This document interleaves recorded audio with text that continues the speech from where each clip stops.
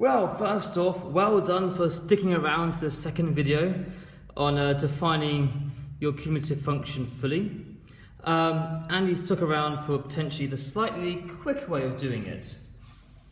We'll certainly speed it up a little bit this time. Right, this way involves using an indefinite integral and we choose the constant of integration so that the join is seamless. Okay, that's just words right now, but let's see what that actually means. To speed things up, we're going to start from this point again. So we've got our distribution laid out. We're going to integrate. You know from the start that it's going to be a value of 0 of anything less than 3. And then theoretically, anything more than 1, anything more than 6 is going to be 1. So let's have a look at this second section first. So we're going to integrate the second section, which is between 3 and 4. So we want to find, so the cumulative function is the integration of our probability density function. Remember, we're using, we don't need to use t this time actually. So we're integrating 0.5 with respect to x, because that's the function here. Now, when you integrated this last time, we ended up with 0.5. When you integrate this, you end up with 0.5x. We're going to add on our constant of integration, k in fact. Now, so here we go. At the lower end of this function, we get a value of 0. Okay, it starts at 3. So when our cumulative function at 3, up to 3 so far, we've had nothing at all. So at 3, then 0.5x plus k to the 1 must equal 0. So 0.5 times 3 plus k is 0. Expand it, rearrange it. So you get k as minus 1.5. Therefore, between these 2 points, our cumulative function is going to be 0.5x subtract 1.5. Which is a much quicker way to match up this same answer as previously. So 0.5x minus 1.5 between those values. Now the next section, so that's our same bit, is between, the red section here, is between 4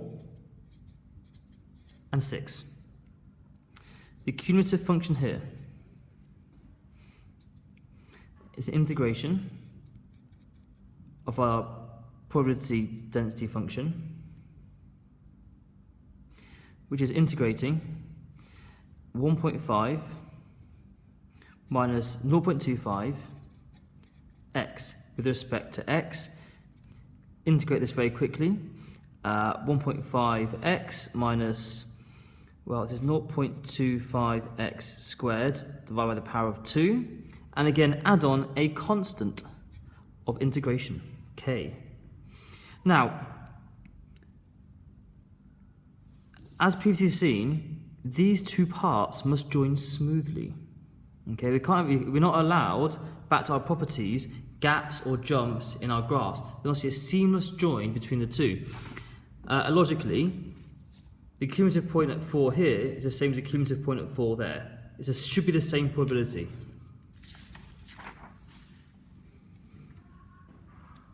So therefore, for both 2 functions, at x equals 4, your cumulative function or functions must be equal. So we can work out for this section, when f is 4, you get 0.5 times 4 minus 1.5, which is 0.5. Therefore, for this part of the function, you substitute in 4, 0.1254 squared. That must also equal, oh, hang on, plus the k, that's the whole point of it. That must also equal 0.5. And when you solve this, you get your value of k as negative 3.5. Suddenly, your cumulative function takes shape. Rather than that, you get minus 3.5. This is probably a much quicker way than the previous way of doing it. But you need to understand both to see how the whole thing works.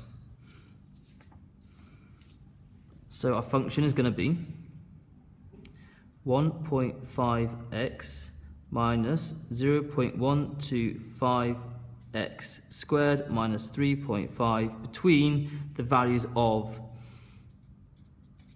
4 and 6. Okay, we're going to get this bit, then that bit. Now remember, we're saying that that's at 0.5, at this point at the top, because it's cumulative probability, we should get a value of 1. It is worth always checking that is the case. It checks you've done all your work correct. I'm going to turn this sideways, save paper. So, at this function here, so it's at 6 using this function, which is 1.5x, well, minus 0.125x squared minus 3.5. So if we substitute in 6 for x,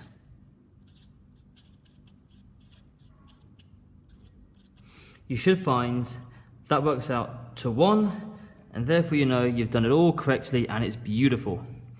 And you can finish up to find your function fully with 1 where x is bigger than 6. That is everything for defining your cumulative distribution function fully. I'd probably recommend going through the videos again. Yes, I know it's painful. Doing it again and do the working out again yourself, just to make sure it's in your head how both techniques work. Okay, it's important you can actually fully understand all of this. Right, enjoy.